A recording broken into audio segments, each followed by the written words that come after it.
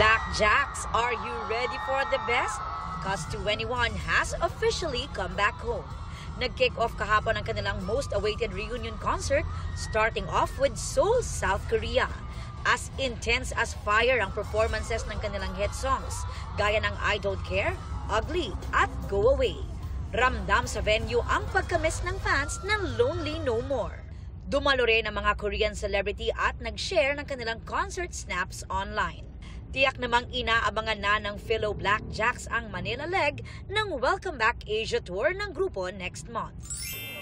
From one concert to another, this day can't get any happier dahil ilang sandali na lang magsisimula na ang Manila Silver Star Show ni film pop star Olivia Rodrigo.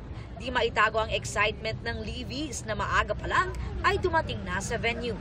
Pero bago yan, ilang fans ang mapalad na naka-interact at naka-selfie si Olivia habang namamasyal sa Maynila. Tulad ni Steven na inakalang normal day at work lang.